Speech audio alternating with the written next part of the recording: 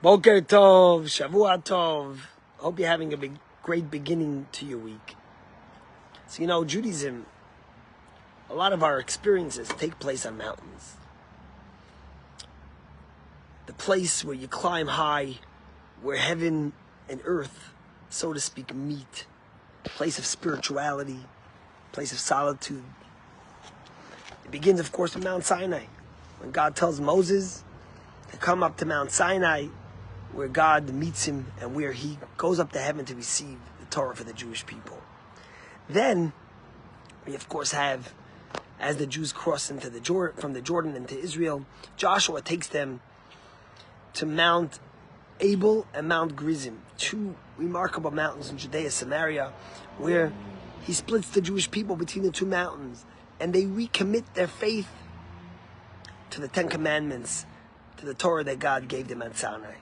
Beautiful. I remember when Gurney and I went to that mountain, those two mountains, and you're standing in the middle and you're overseeing Shechem, where Joseph is buried, and you see the two mountains, and you try to relive the Jewish people standing there 3,300 years ago almost, and recommitting their faith. Of course, Mount Sinai, we don't know exactly where it is today. Then you have Mount Moriah. Mount Moriah is in Jerusalem. That's where Abraham brings Isaac as a sacrifice, and God tells him, don't touch the child. Later on, according to many commentaries, that's where Jacob has his dream as he's sleeping, and he has the ladder climbing from heaven to earth. It's also at Mount Moriah.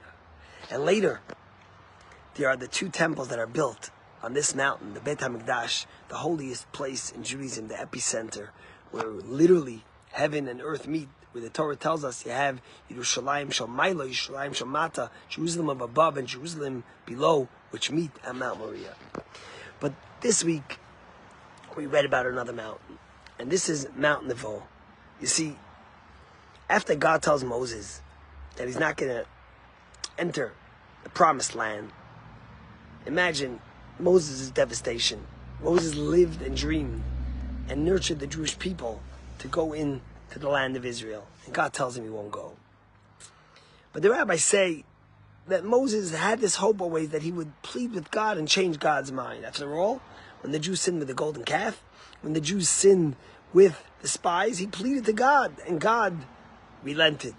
And he hoped that he would have the same experience here. In fact, in Deuteronomy, Moses tells us, V'aschanan el Hashem, he prayed and pleaded 515 times to Almighty God to allow him to enter the promised land. And the rabbis tell us that in this past week's portion, when Moses heard from God that he should split the land amongst the Jewish people and make sure that each tribe got the portion they need to suffice for the amount of people and where they would be, Moses had thought actually that God had relented and forgave him and would allow him to enter the promised land. But that's when God tells Moshe to enter and climb up the mountain of Nebo. Alei el had ha'avorim hazeh. Go on to this mountain. Moses was so close to Israel. He was in the Jordan. The Jews were at the cusp of entering the promised land after 39 years of traveling the desert. And suddenly God tells Moshe, climb up a Mount Nebo. See the land of Israel. See it with your eyes. Oh, so close. The splendor, the beauty, the majestic mountains, the holiness. That which you yearn for your whole life. But v'shama lo yisavai, you will not enter the land. And it's at that moment that Moses realizes that his fate is sealed and he will not enter the promised land. The question, of course, is, why did God tell him now? After all, he still has to fight the Midianites, which he did with his full zest. He still has to give many more commandments, finish splitting up the land, and then give the whole Mishneh Torah, the whole Deuteronomy, the repetition. So why does God tell him now? He doesn't even go up right now to Mount Nebo.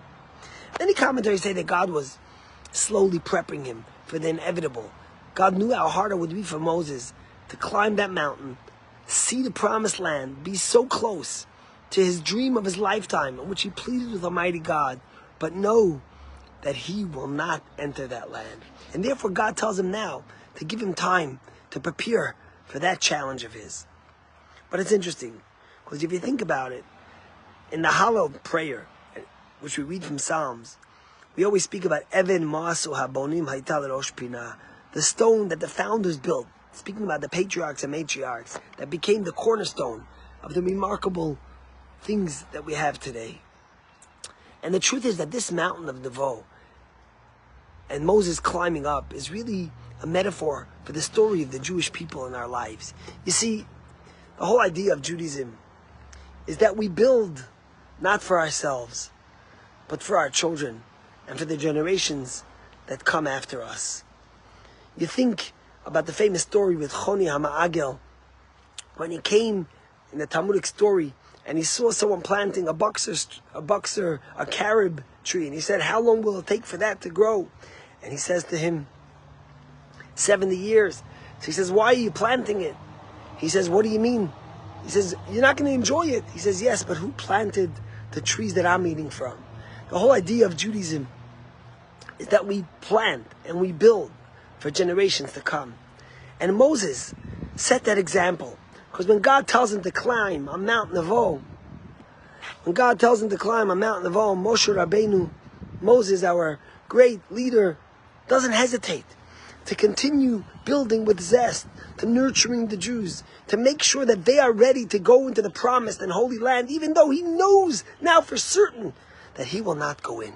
Because that's what makes a Jew, and especially a remarkable leader like Moshe Rabbeinu. Now, think about it.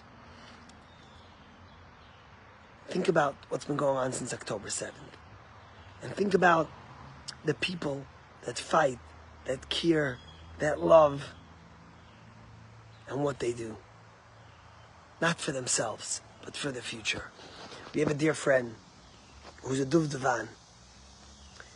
And on October 7th, he was in Tel Aviv with his wife, who was expecting their first child. And the moment he understood what's happening, he got his wife onto a plane, sent her home to her parents here in Boston, and reported to his base. And for 8 months, he fought in Judea and Samaria. As many of us know, Hamas had a plan that all their operatives that were constantly in Judea and Samaria would join them, and it would have been devastating for Israel. And Israel had to go fight on these fronts in Judea and Samaria. And this guy went for 6 months and fought in Judea and Samaria. Now, he was a reservist, but he didn't have to go because he had just had knee surgery 6 months earlier. And I asked him, what made you go? And he told me something remarkable. He says, Rabbi, many nights I thought, will I ever get to see my firstborn child? My wife was pregnant, she was across the world, and I was fighting in the most treacherous places. But he said, I did it for my son, for his children, and for all the future generations of Israel, that they should be able to walk the streets of Tel Aviv, that they should be able to walk the streets of Jerusalem and all over Israel, knowing that they're safe. That's the story of the Jewish people. Moshe goes up to Mount Nevo, knowing that he will not enter the promised land. But he continues with the zest and the effort that he did till now, because he knows that in Judaism we don't build for ourselves.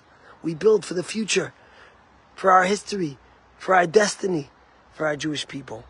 Today in the morning in Shul, we had a soldier with us, Amit, a remarkable guy, who fought for almost a year on the border of Lebanon since October 7th. And dealt with so much. Maybe tomorrow I'll actually share a story. He told me remarkable stories. But to see him pray, a Yemenite Jew, so much love, so much dedication to the Jewish people, to Israel, because we learn it from Moshe. When God tells Moshe, Alei al har avarim hazeh, climb up a Mount Nevo and see the land, but you won't enter it. Although it was so hard for Moshe, but as the ultimate leader of the Jewish people, Moses was content and understood that his building, this mountain he was climbing, this nation he was leading and building, was for future generations to be able to merit and live and enjoy the holy land that God gave us and serve Almighty God there. It's something that we have to think in these hard times as we fight for the survival and the continuation of our Jewish people, that we don't do it for ourselves, but like Moses, our greatest teacher, taught us, we do it for our children and our future generations. God bless you and have a great day.